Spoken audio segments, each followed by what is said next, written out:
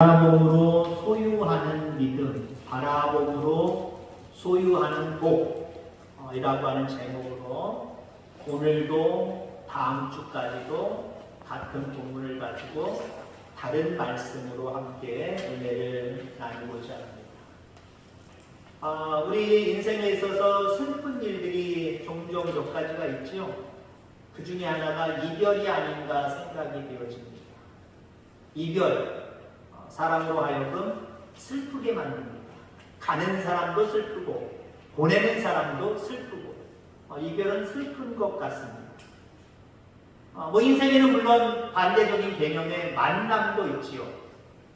기다려지고 흥분되는 만남도 물론 있고 저 사람 안 만났으면 좋겠는데 하면서 만나는 만남도 있을 겁니다. 어찌됐든 간에 만남과 이별, 이것이 우리 인간에게 주어진 인생 속에 그냥 당연한 양념들이다라고 생각이 되어집니다.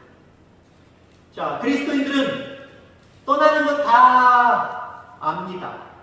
인생에게는 떠나는 것이 정해져 있는데 죽음을 의미하지요. 살면서도 마찬가지예요. 만날 수도 있는 거고 또 그 만남은 쭉 가는 것이지만 또 헤어질 수도 있는 거고.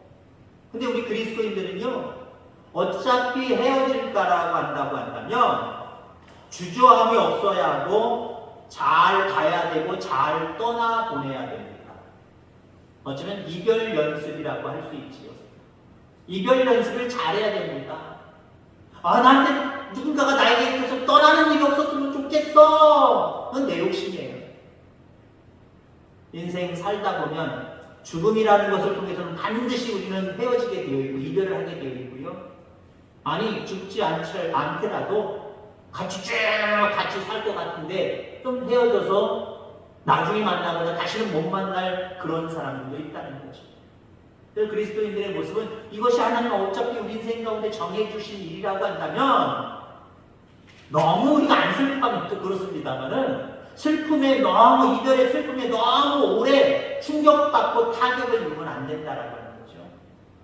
그러니까 잘 헤어지는 것도 잘 이별하는 것도 그리스도인의 지혜임을 분명히 믿습니다. 우리 인간은 한 곳만 보게 되어 있습니다. 앞을 바라보면 뒤를 포기해야 되는 거예요. 뒤를 바라보고 싶으면 바라보고 있었던 앞을 포기하고 뒤를 봐야 되는 겁니다. 이게 동시적으로 안 돼요. 하나님은 물론 다르시죠.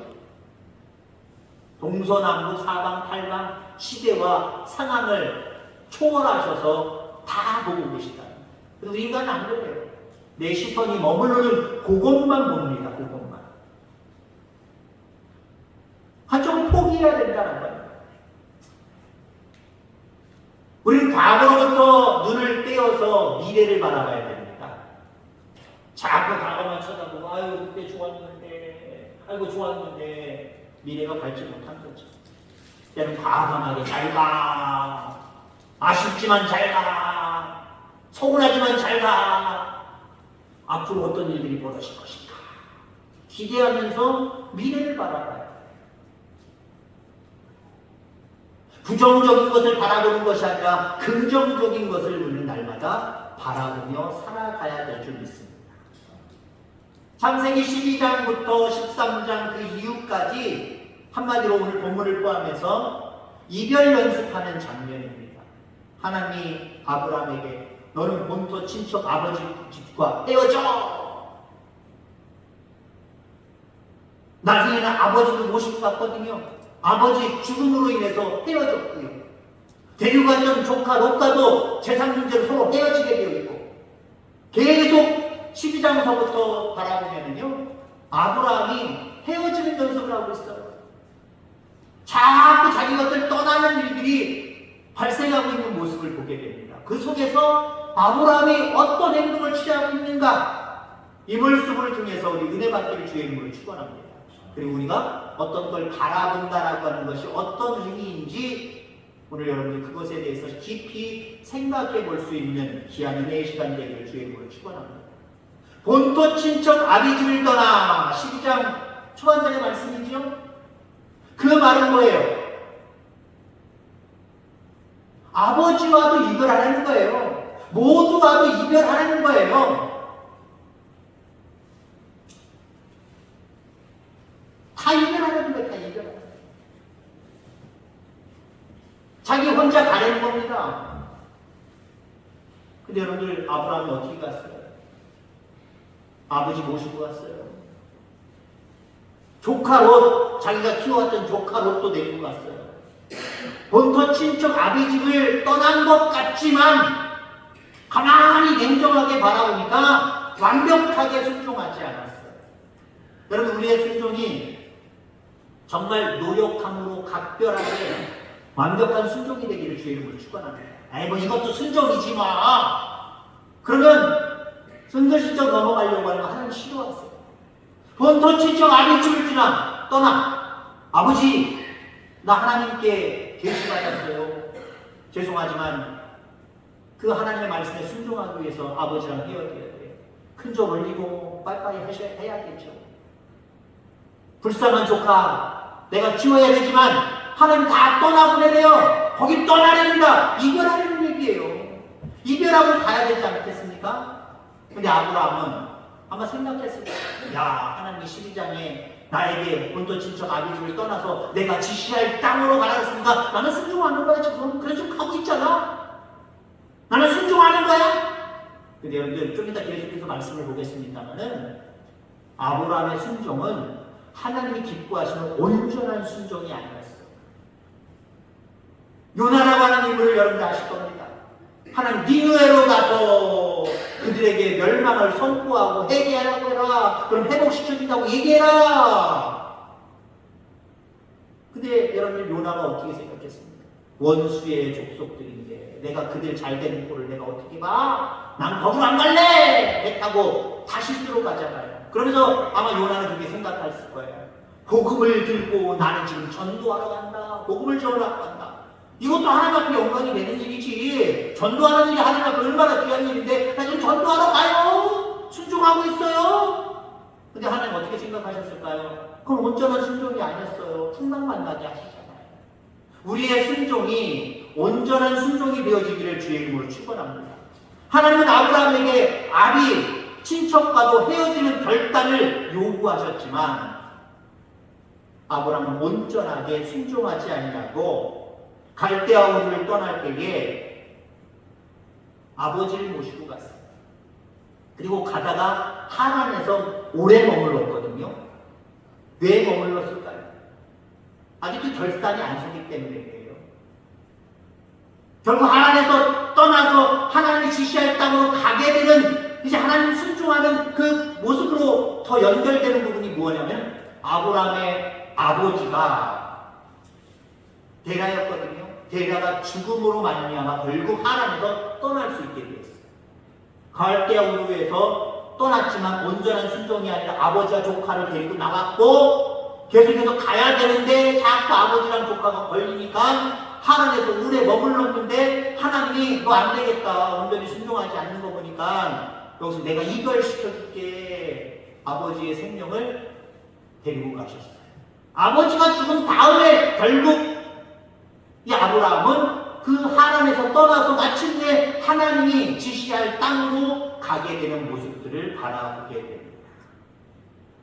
여러분들, 우리가 하나님이 지시한 땅을 차지하려고 가는 앞에 우리를 방해하는 사람들이 있을 수 있어요. 방해하는 일들이 있을 수 있어요. 그런데 이때 여러분들, 우리는 그 부분에 대해서 별것 아니겠지. 내가 그냥 다른 모습으로 그렇게 하지 않으면서 하나님 말씀에 온전히 순종하지 않으면서 하나님 잘하고 하시는 것에 완전히 갖지 않으면서도 나는 믿음을 지키고 있어, 잘하고 있어 착각하면서 그것과 이별하지 않으려고 하는 여러분이 되지 않기를 주의 이름으로 축원합니다. 그게 사람일 수도 있고요, 가족일 수도 있고요, 그게 어떤 물건일 수도 있는데 그럼 왜 그렇게 하지 말아야 되느냐? 하나님이 우리를 순종의 사람, 온전한 하나님의 사람으로 만드시려고 그것들과 물건이든지 사람이든지 헤어지게 만들어 버리십니다. 조카롯도 보세요. 조카롯도 하나님을 떠날 때도 그때 조카롯은 아직 뭐 젊으니까요 살아있었어요. 너는 가자. 우리 아버지 돌아가셨으니까 이제 하나님 약속할 땅으로 너는 가자. 내가 책임질게. 근데 하나님 볼 때 그것도 못마땅하신 거예요. 본토 친척 아니를 떠나라 그랬잖아. 조카는 친척 아니니? 가족 아니니? 걔도 떠나보내야지. 왜 데리고 가니? 아마 하나님 그러셨을 거예요. 결국 어떻게 되십니까? 하나님이 서로 나름대로 어느 정도 부유해지니까 가지고 있는 가축대들로 자기의 종들이 싸움이 일어나잖아요. 그러니까 네가 우하고 내가 좌하면 네가 우할 것이다. 서로 어찌됐든 간에 그런 모습, 그 얘기가 깊이 있는 얘기는 오늘 아니니까요. 서로 헤어지게 만드시잖아요. 헤어지고 나서야 하나님이 약속하신 온전한 복이 아브라함에게 그때부터 쏟아지기 시작해요. 척박한 땅이지만 부유하게 되는 복이 그때부터 쏟아지기 시작을 합니다. 그때부터 자녀들이 늘어나기 시작을 하고 그때부터 자손이 번창하기 시작합니다. 약속하신 대로. 여러분 그렇습니다. 우리가 마땅히 결단하고 포기해야 될 부분들을 포기하고 마땅히 바라봐야 될 것을 바라보면 하나님 그때부터 우리에게 은혜 베풀어 주시기 시작을 해요. 복을 주시기를 시작을 해요.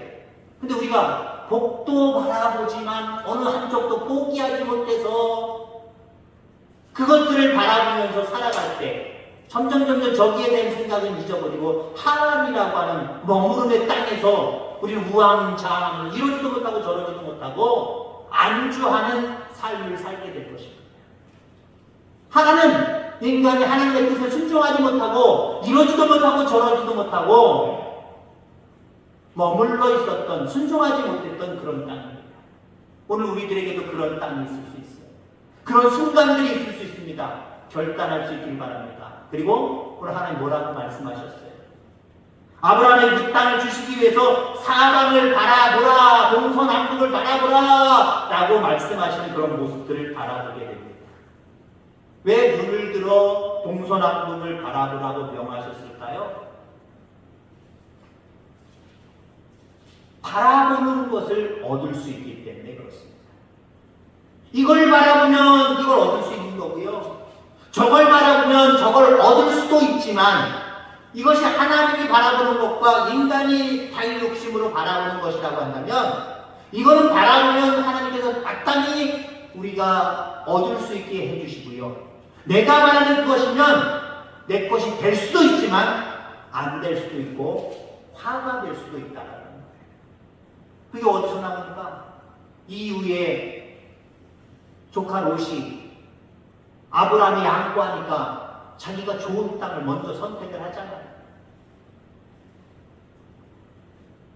조카 롯도 바라봤을 거예요. 아브라함이 결단해서 삼촌이 결단해서 야 네가 먼저 선택을 해. 야 우리 아무래도 좀 나눠주는 게 좋겠다. 헤어지는 게 좋겠다. 그때 롯이 눈을 들어 같이 동서남북을 바라봤어요. 그 눈을 들어 동서남북을 바라본 건 하나님의 눈이 아니에요. 믿음의 눈이 아니에요. 그저 인간의 눈, 욕심의 눈입니다. 욕심의 눈으로 바라보니까 소돔과 고모라 그 땅이 보기에 낙원처럼 보이잖아요. 에덴 동산처럼 보이잖아요. 그 땅을 먼저 선택을 합니다. 그러니까 여러분 어떻게 됐습니까? 처음에는 아브라함이 나중에 선택한 아주 황량하고 척박한 땅보다는 더 이윤이 있었을 것이고 뭔가 잘 풀려갔을 겁니다. 그런데 나중에 어떻게 돼요? 그 땅은 죄로 가득한 땅이었기 때문에 하나님이 나중에 멸망하시기로 작정하신 땅입니다. 그 땅 멸망당할 때에 롯은 아무것도 가지고 나올 수가 없었어요. 자기 아내 있고 자식들이 있고 물론 저 딸이 남았습니다마는 그런 모습 가운데 나오는 모습들을 바라보게 됩니다. 반면에 육신의 눈으로 바라보면 내 육신의 눈으로 바라보면 저것이 좋은데 하는 것을 바라보지 아니하고 먼저 포기하고 하나님이 바라고 하시는 그 땅을 바라보는 아브라함. 처음에는 난감했을 거예요. 여기서 어떻게 가축개들을 먹이나 제대로 클래나 제대로 번성하고 제대로 번식할 수 있으려나 내가 잘못 얘기한 거 아닌가? 내가 조카에게 내 지분을 얘기하고 먼저 내가 선택할 수 있는 힘과 지분이 분명히 나한테 있는데 내가 그때 왜 포기했지? 아마 후회했을지도 모르겠어요. 짧은 세월 동안 후회했을지도 모르겠어요. 그러나 그 모습 속에 끝까지 하나님이 주실 그 땅들을 동서남북을 바라보려는 건요, 눈에 보이는 것들을 바라보려는 게 아니에요. 믿음의 눈으로 앞으로 하나님께서 나에게 주신다고 했던 복들, 그걸 바라보는 거예요. 언제 바라봤을까요? 아침 저녁으로 낮과 밤으로 쳐다봤을 겁니다. 뭘 쳐다봤을까요? 동서남북 말 그대로 방향으로만 쳐다봤을까요? 그거 아니잖아요. 물론 그것도 포함되어 있지만 저녁 때가 되면 별을 쳐다봤을 겁니다. 하나님이 내 자손을 저렇게 별과 같이 무수히 많아지도록 역사해 주신다고 했지. 야, 저거 시다가도 이제 못 쉬겠다. 얼마나 많이 주시려고 그러나? 그 모습으로 별을 바라봤을 거고, 밤에는, 낮에는 흐리에 빠지는 그 황량한 별을 생각해 보세요. 아브라함이 먼저 선택을 했다고 한다면 물도 그리고 풀도 푸르게 자란 들녘을 바라봤을 자기가 얻었을 겁니다. 그때 여러분들 밤에는 별을 볼 수 있지만 낮에는 모래들을 많이 볼 수 있었을까요? 보기는 봤겠죠. 다 풀은 아니고 좀 중성중성 모래나 흙이 보이는 곳이 있으니까요. 근데 지금 아브라함이 선택한 그 땅처럼, 어쩔 수 없이 선택한 그 땅처럼 그렇게 많은 모래는 보이지 않았을 거예요. 이것도 하나님의 은혜였습니다. 여러분, 그렇습니다. 내 형편이 안 좋다고, 내 상황이 안 좋다고 원망하지 마시기를 주의 이름으로 축원합니다. 나중에 보면 그래서 더 은혜 받았고, 그래서 내가 더 복을 받았고, 그래서 내가 더 충만해졌다라고 하나님 앞에 감사하게 될 것입니다. 아브라함은 그렇게 하나님이 주실 축복들을 바라보기 시작했습니다. 여러분, 그렇습니다. 우리가 바라보는 것이 대단히 중요하다라고 하는 거예요. 바라보면 어떻게 됩니까? 관심을 갖게 되어 있습니다. 그리고 나아가게 되어 있고 전진하게 되어 있고, 결국 바라보고 관심을 가지고 전진했던 그곳이 자기의 것이 되어 버립니다. 그래서 우리 인간에게 바라보는 것은요, 대단히 중요한 거예요. 그래서 히브리서 11장 1절에 말씀하고 있잖아요. 믿음은 바라는 것들의 실상이요. 그러니까 너희들이 원하는 어떤 실상들, 원하는 것들 너희들이 바라봐야 된다는 거죠. 믿음으로 바라보려는 거예요. 육신적인 눈으로 바라보는 게 아니라 믿음의 눈으로 기도하면서 하나님 앞에 맡기면서 바라보려는 거예요. 그러면 그것이 실상이 된다는 거죠. 내 것이 된다는 거예요. 내가 마음대로 할 수 있는 것이 된다는 거예요. 복은 그렇게 오는 거예요. 여러분들, 결론지어 말씀드립니다. 롯처럼 육신적인 눈만 뜨고 세상적인 관점에서만 세상을 바라보지 않기를 주의 이름으로 축원합니다. 그렇게 바라보고 이렇게 됐으면 좋겠다, 저렇게 됐으면 좋겠다, 하늘 앞에 아무 소용없는 인간의 욕심밖에 안 되는 거예요. 그런 인생을 살아가는 우리가 아니라 앞으로 장차 이루어질 영원한 생명의 나라까지, 그리고 이 땅에서 우리가 살아가는 모든 모습 속에서도 하나님이 주실 땅들, 하나님이 주실 은혜들을 영행을 뜨고 바라볼 수 있는 저와 여러분들 되기를 주의 이름으로 축원합니다. 그럴 때 마침내 육적으로 기름진 복이, 영적으로 풍성한 복이 우리들 가운데 임할 거예요. 이 복 속에 아브라함처럼 살아갈 수 있는 저와 여러분들 다 되어지기를 주의 이름으로 축원합니다. 하나님 아버지, 감사합니다.